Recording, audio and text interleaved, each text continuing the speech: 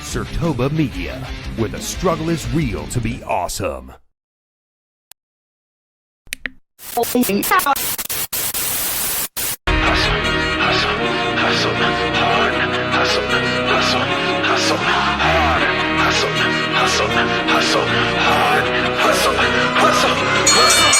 that weight to get that dough, but I don't break cause I've been broke. If ain't no pain, then ain't no growth. To keep it 100, I came in to run it and bet if I had to, I'd do it again. It ain't no race if I don't win. I push that weight to get that dough, but I don't break cause I've been broke. If ain't no pain, then ain't no growth. To keep it 100, I came in to run it and bet if I had to, I'd do it again. It ain't no race if I don't win. Trust I'm coming up for that top spot, coming up for that throne. Trust I'm coming up for that drop top, cool sitting on. Hey, what's good, everybody? Welcome back to another episode of The Grind. I am your host, Korrey, and we are here to talk about all things WWE. You can catch The Grind on many different social media platforms. Those platforms will be available for you all to see at the end of today's episode. But one of those platforms is this platform right here, SIRTOBAmedia. If you want to catch in or tune in to every single full episode of The Grind, it'll be right here on SIRTOBAmedia every single Saturday at 4 p.m. Eastern. 4 p.m. Eastern every single Saturday. SIRTOBA, SIRTOBA, where the struggle is real to be awesome. Right here on YouTube, SIRTOBAmedia's YouTube channel. Now, let's get into what we got for today. If ain't no pain, then ain't no growth. To keep it 100, I came in to run it and bet if I had to, I'd do it again. All right, so for the next episode of The Grind here, I wanted to just, again, go unformatted. I think, like, the unformats is where, like, my brain can just flourish and do its own thing. And there's been a lot going on in the news of WWE lately. So I want to introduce you all to this rendition, this new episode that I am titling In the Mind of the Grind. So this is where I will be talking about different topics that's come up that I've seen during the week, or maybe it just came up into my mind and I wanted to share it. So we're going to get right into it, starting with this. The biggest news out of the last 2 weeks is the non-renewal / release of R-Truth, aka, well, better known as Ron Killings now, and him returning at Money in the Bank a week later. Now, the question is this a work? And it's been debated all week long that it is a work, it's not a work. Triple H came on to the Money in the Bank press conference and said some things where R-Truth's son came out on X and said, or Twitter, and said, you know, that's cap. R-Truth himself even confirmed that it was not a work. It was because of the fans that he was able to return. So, you know, if that's 1000% true, then kudos to the fans for using their power and for WWE, aka TKO, for listening. But I want to answer the question. Was it a work or not? And I'm here to tell you right now, I don't care. I'm here to tell you right now, we don't care. Let me tell you something. We don't. I don't care whether it was a work or not. Ron Killings is back where he belongs. Ron Killings has been with the WWE almost 20 years, just about. He deserves to end his career on his terms. And I'm not saying he is John Cena, so don't take me outside and you know, don't tell me to get in there, okay? Don't tell me to get in there. But what I will say is that Ron Killings has given us so many memories over the years. That trash 24/7 championship, he turned it into something that was must watch every week. Comical, funny stuff every single week. And what we tend to forget over the years about Ron is that he was a previous NWA world champion. He's a multiple time tag team champion. Like, he's won titles over his career and he actually can wrestle. That's the thing that we forget. Like, he's so gimmicky, you know, or the R-Truth character was so gimmicky that now he's able to be a character. He is able to be a character versus a gimmick now. R-Truth was the gimmick. Ron Killings is the character. And why I say it that way is because the gimmick is completely maybe something opposite of what that person really is. etc. But with him being Ron Killings now, the character is fictional in a sense, but it has bits and pieces of that actual person in the character, so it makes it more real for them. So I believe this, last hoorah, this last contract, whatever it may be for Ron Killings, wherever he does, whatever he goes to do after this contract is up, like, the man has proven himself. He should be a first ballot WWE Hall of Famer. Don't fight me. Fight your mama, your auntie, your uncle, all them with the Bethlehem 700 zone. Fight them. Don't fight me. Ron Killings should be a first ballot Hall of Famer when he is done wrestling. Point blank, period. And that's the bottom line, because Stone Cold said, Move on. All right. But was it a work or a shoot? I don't care. I'm just happy that he's back. Jey Uso versus Gunther for the, I don't know how many times, but Jey Uso lost the World Heavyweight Championship after just 51 days. What the hell? Oh my God, no way.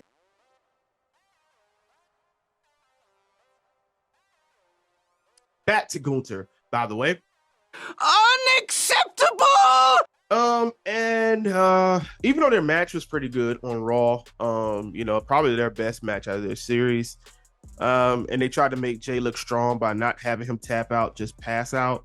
I feel like it was a waste. I'll be honest with you. We only gave Jey the World Championship just to have a moment. Same way they did with the Intercontinental Championship. They did it just to have a moment for Jey. That's it. So they can say, oh, well, yeah, he did it. Okay, so we all should just be like Dora now. Just like, we did it. We did it. We did it. We did it! We did it! We did it! Yeah! Like, since when does participation awards matter? Like, it doesn't matter. Ricky Bobby, if you're not first, you're last. If you ain't first, you're last. Period. And I don't think they did the right thing by main event Jey Uso, especially since there was something brewing between him and Logan Paul. Now, allegedly, Logan Paul's injured. Who knows? But they had something brewing there to where it could have been an actual nice feud. And this has been my problem with WWE lately around the title pictures. Feuds, storytelling. We're reverting back from where we just came from. It's really irking my nerves. And, we need to figure out something quick, WWE. We need to figure out something quick. The Women's Intercontinental Championship, scene with Lyra, Becky, the new champ, and now Bayley returning. And allegedly, she has a new theme song by Paramore. And I really hope it's true. I really, really hope it's true. I love Paramore. I don't care what y'all say about it. Paramore are legends, and they deserve their flowers. But Bayley herself, if she was able to get a new theme song made by Paramore, it further solidifies her as a goat. Period. But anyways, but the Intercontinental Championship scene on the women's side, it seems to be more interesting than anything else going on right now. Feuds, WWE, get your writers together. Forget that whole Netflix special they're about to put on about behind the scenes or behind the curtain or whatever it's called. Can we get it right behind the curtain so in front of the curtain it can be more entertaining, it can be more captivating, except for moments. We can't keep looking for moments. I need eras. That's what made WWE so special. Eras. We got to figure this out. Main event Jey Uso. Take the main event moniker. I am tired of calling this man main event Jey Uso. And it's no disrespect to him, but it's how he is being treated. He shouldn't have had a title reign less than 100 days. Period. You can do a lot with main event Jey Uso. There's so many daggone heels going on throughout the company. Like, we could have had a champion versus champion match, Jey Uso or John Cena. I don't care if he's got 18 or 19 days left. He's not wrestling that entire time. I don't care.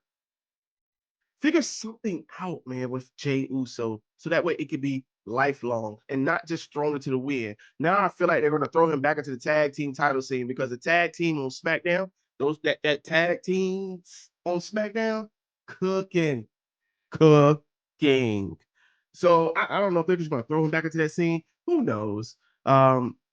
But Jey Uso, man, he deserves better. I agree with his dad, Rikishi. He came out on his podcast and had a lot to say about his title reign, and I feel like it was just a complete waste. I'll be honest with you, it was a waste. 51 days of, I hate to say it, but Jay, it's nothing against you, brother. It's nothing against you. 51 days of absolute try.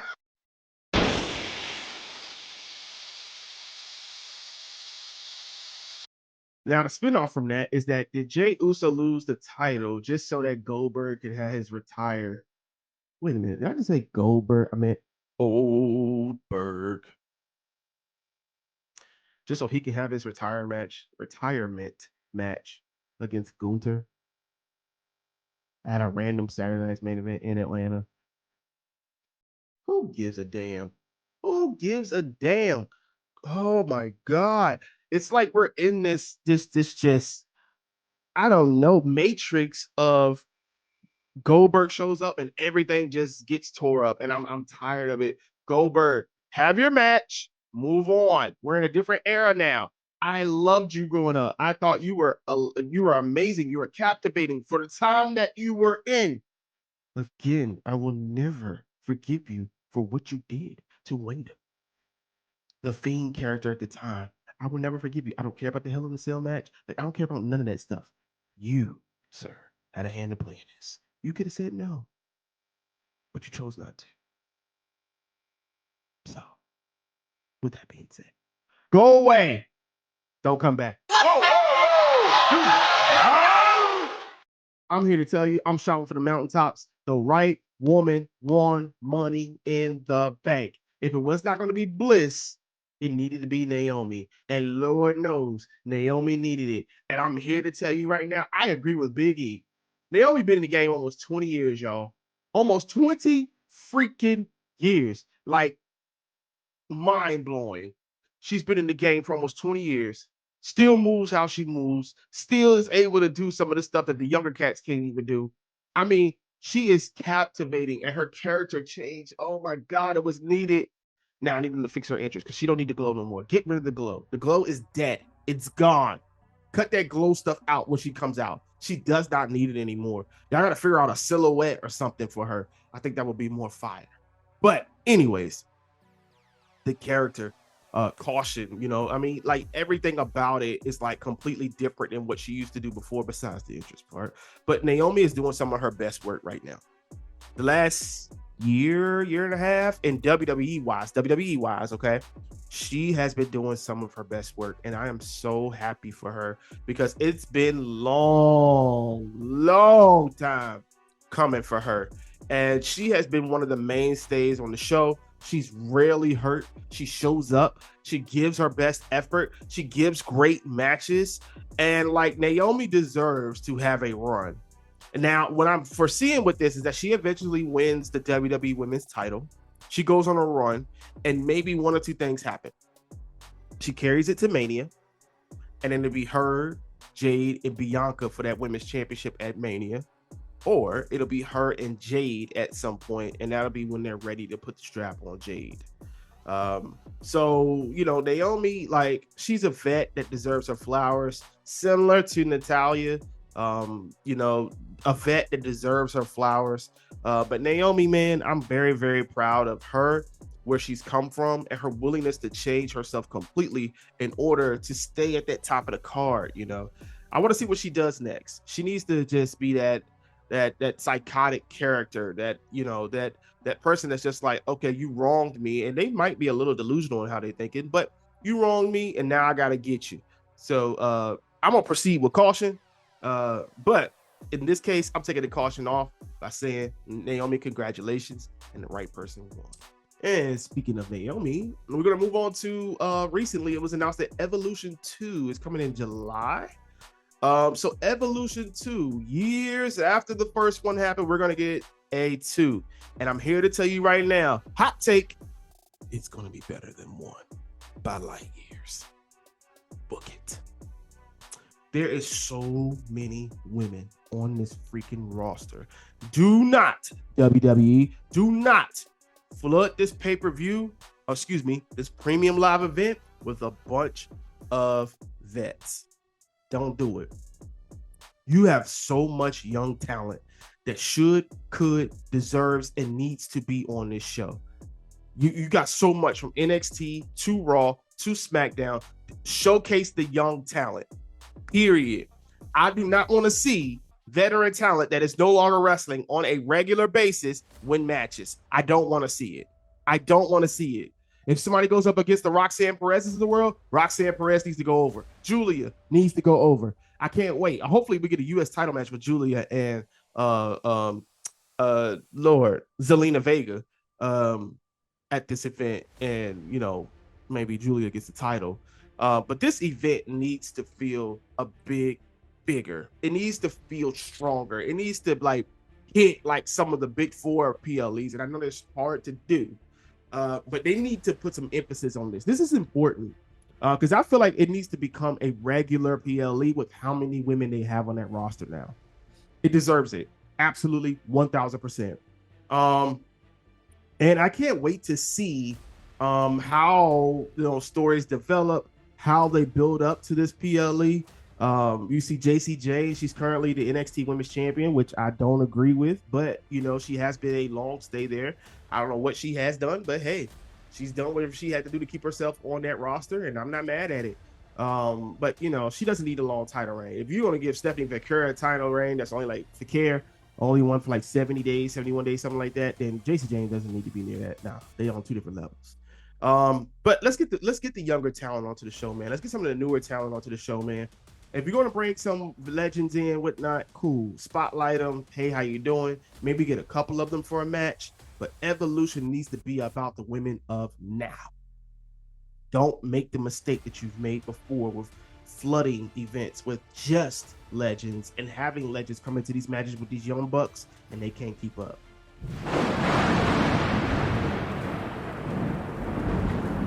And speaking of keeping up, is John Cena's retirement tour living up to the hype? For me, no.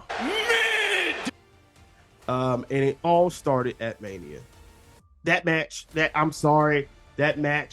main event match on night 2 was horrific. Absolutely just dull, not climactic. I mean, it was so trash compared to the last maybe 5, even 10 years of WrestleMania main events. It was garbage. And I think that set the tone for where we are now. And I feel as if that is the reason why the heel turn should not have happened at Elimination Chamber. They could have had nice, playful banter all the way up until Mania, make it into a rivalry. It's about the WWE Championship and blah, blah, blah, blah. It can get tense from that. Make some mistakes happen during matches. They're in tag team match or something like that, and a mistake happens and they lose, and it builds tension to the point where John Cena turns at Mania. That would have had such a profound effect on this run because nobody would have saw it coming.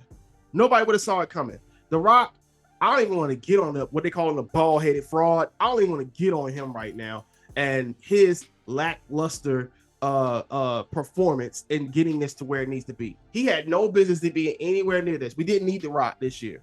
Move over there. I don't care about tickets. We need to fight a boss. No, you don't. You need moments. You need some moments, and you need era-defining moments. You need era-defining moments is what you need. But it would have been more impactful if it started at Mania. Then, after he won the title, never seen 17 talking all his trash or whatever and downing the fans from there. And that is what could have prompted the Randys, the Punks, the Codys, the R-Truths, of the world to start stepping in front of this man and saying, you know what, you did wrong, but I'm gonna fix you. And it's just, I don't know, they did this so backwards. I feel like they made a mistake. They need to figure out something. His last match at Money in the Bank was probably the most entertaining of his title reign so far, being honest with you, or maybe the Randy Orton match. But they got to fix this. It's very dull to me. It's boring to me. And I'm waiting on them to do something kind of epic with John. Him and Punk going against each other, you know, I'll look forward to that match because it was a part of an era that I watched growing up through high school and stuff like that. So I would love to watch that again, but you know, it's very dull for me. It's not hitting. Nah, that math ain't math. WrestleMania is circling the block like your baby daddies that ate all your kids' snacks, ate all your kids' graham crackers, drunk all day daggone apple juice. WrestleMania is circling the block. They driving your car still, even though they don't have a car, they don't have a job. They ain't cleaning up. They leaving the pots on the stove. They ain't cooking. They leaving dishes. They leaving their dirty drawers everywhere. No damn. WrestleMania left they spin the night bag at Las Vegas, and now they're coming back next year for WrestleMania. And guess what? I don't care.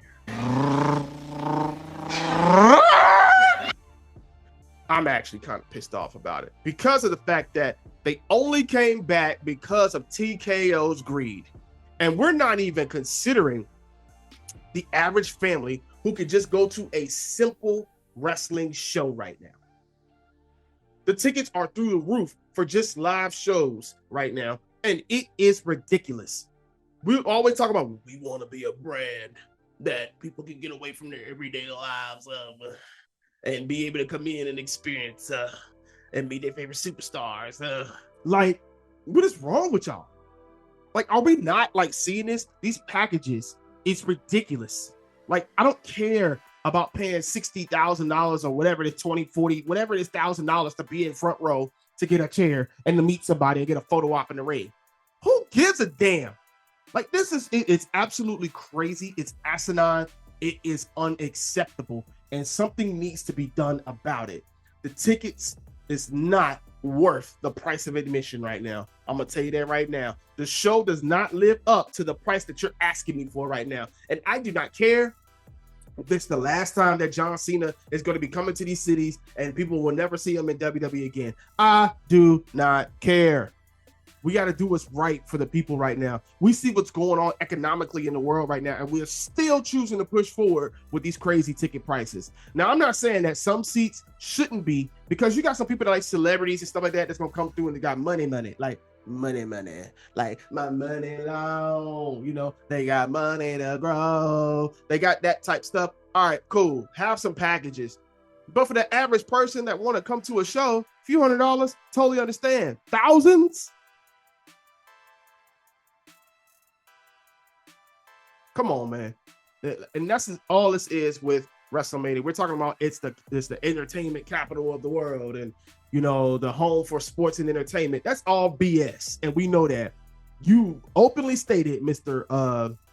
Levesque, that you all's dollars broke records. Monetarily, you broke records last year. Viewership, you broke records last year, right?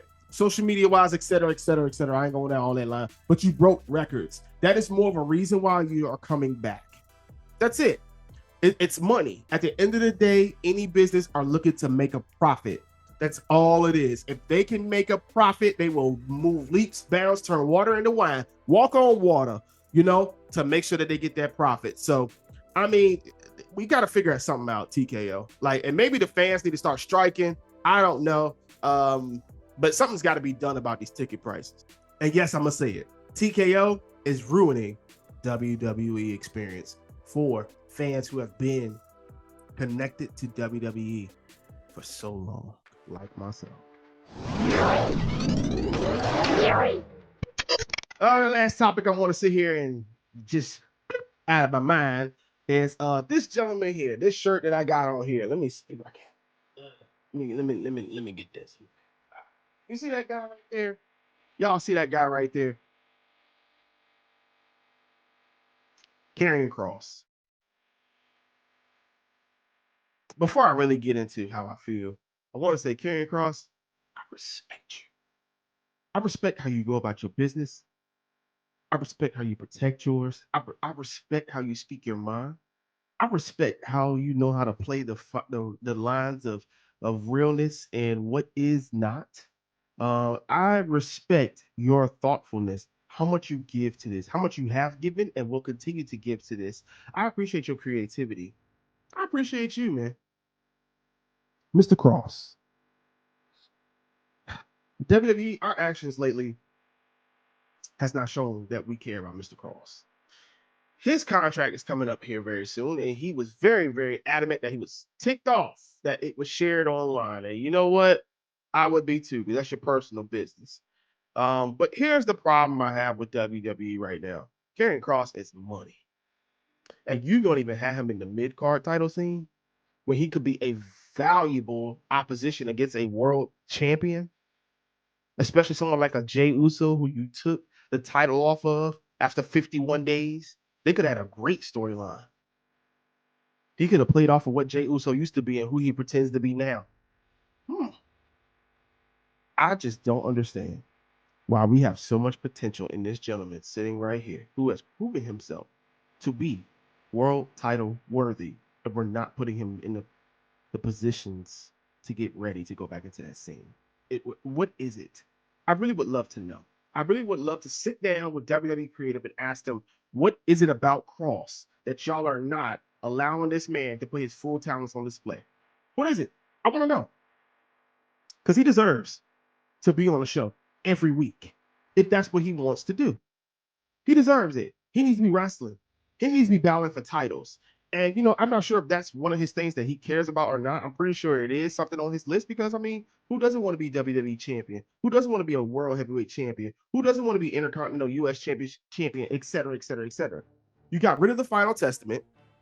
He's on his own with his wife now, Scarlett, and you're doing nothing with them when you have so much potential sitting right there. And just like you listened to the fan when it came to Ron Killings, why are you not listening to the fan when it comes to Karrion Kross? He should have been the last one that got into that King of the Ring tournament. Not Jay. Sorry.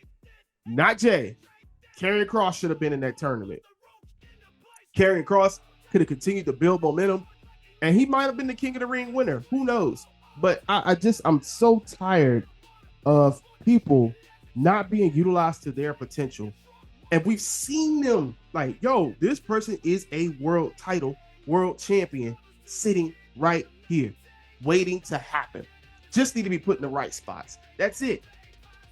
And I'm just, it's crazy because people who don't need to be pushed are being pushed. And it's like, oh, we keep seeing the same feuds over and over again. Like Chelsea Green. I love Chelsea Green. She is amazing on television, but we keep putting her in this little feud with Zelina Vega and a couple of others. Like, come on, it's time to move on. What happened to stories? Their whole writing group needs to be terminated immediately, right now. Right now. We can't figure it out for these people. I don't get it. I don't get it. I'm trying for the life of me. Find some way to understand where they're coming from, understand what they're doing, understand the nature of the business. You all don't know, you just talk about it. I've been watching for 20 plus years. I see the differences. I see the different nuances. Am I backstage? Absolutely not. Am I in your writer's room? No. But you can't tell me not to have an opinion on something, whether you feel like it's right or wrong, when I know you all have done and can do better. You only care about the dollar is what it seems like to me. And if you really cared about the dollar, though, you would have Karrion Kross front row center in front of everybody. You would have already had his shirt at the merch stands, at live events, at TV tapings. Y'all got to stop with this disrespect with certain wrestlers, man. Y'all trying to get younger, which is great. You should be doing it because you want to make sure your business is sustainable moving forward. But you got dogs sitting right there in front of you. I just don't understand it. Karrion Kross deserves more. He needs to be on TV. He needs to be in front of people's faces. He needs to be able to tell his story. Because he's got a great story to tell. And he can help elevate others. I'm just saying. Look at everybody that he's touched so far. I'm just saying.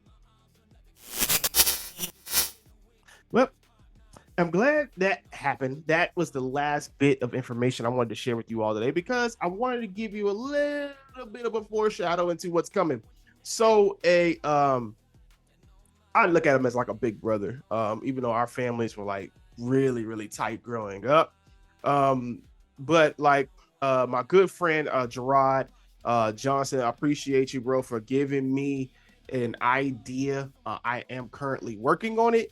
But we are going to start talking about some booking decisions of WWE, and we're going to break it down by superstar.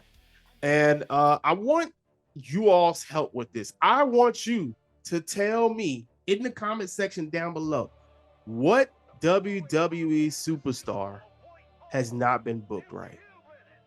That's all I want you to do. Go down into the comment section down below. Unless you want to share your opinions on today's episode. Like if you got stuff you want to get off your mind, hey, feel free to share it with me. I would love to read them. But go down in the comment section down below and share with me what WWE superstar has not been booked correctly. And I am going to make a series based off of bad booking. Now, when is it going to appear? You won't know. But just know.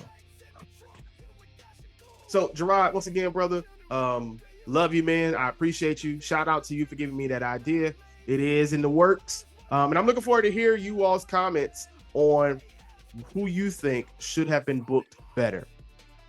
Now, before we roll up out of here today, number one, please make sure you follow SIRTOBAmedia on all social media platforms, SIRTOBA, where the struggle is real to be awesome every single day. That was dope. Hey, Drew, steal that. Use that. All right. Follow SIRTOBAmedia on all social media platforms. You can catch full episodes of The Grind every single Saturday, 4 p.m. Eastern, right here on SIRTOBAmedia.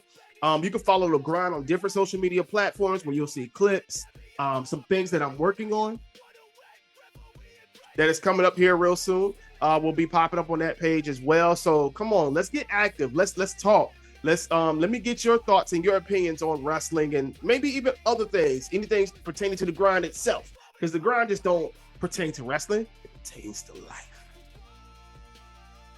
And I'm here to tell you guys, as the great Wyndham Rotunda once said, the little details matter. So if you have not been paying attention lately, you might miss something that is already being worked on right in front of your eyes.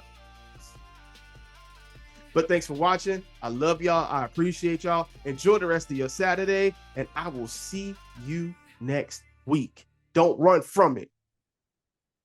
Run through it.